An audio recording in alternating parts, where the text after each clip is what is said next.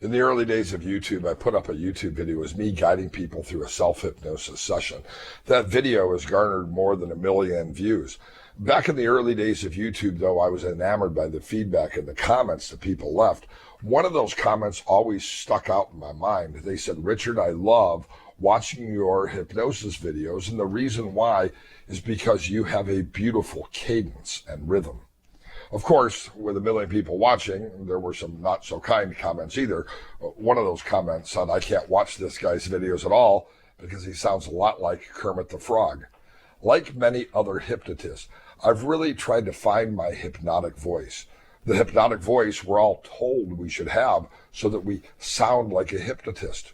We're taught about cadence and rhythm and pitch and volume and presence and all of those factors, tonality in delivering hypnotic suggestions and doing a hypnosis session.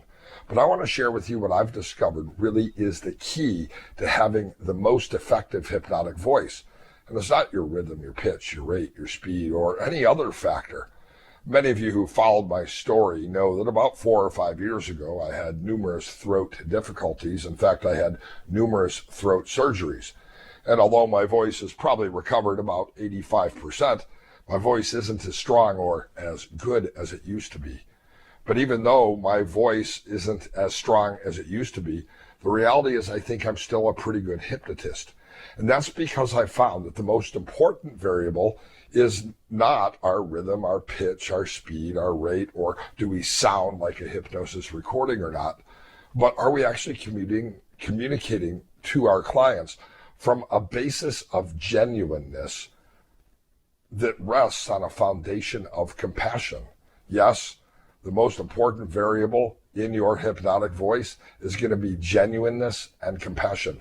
Are you practicing self-hypnosis? Are you your own best subject? If the answer to that is yes, what you're going to be sharing with clients comes not just from a textbook or a seminar or a workshop, but actually from your heart. And compassion is about sharing genuinely with other individuals the things that have been most effective for you in your own life, as well as the other clients you've worked with, but doing that from a standpoint of genuine care and concern. I got in this field early on as a therapist because I genuinely cared about other people. 30 years later, I'm still excited when I see people do well. Every now and then I run into somebody at Walmart or another store or a restaurant, and they come up to me and they greet me. It's been years since I've seen them, but they're excited to see me because by coming to me, they were able to make a significant change in their life. And I'm still excited by that. I love watching the clients in my office leave with success. I haven't raised my rates, even though I'm probably one of the best-selling authors in the field of hypnosis or have a high profile in the field of hypnosis in many years.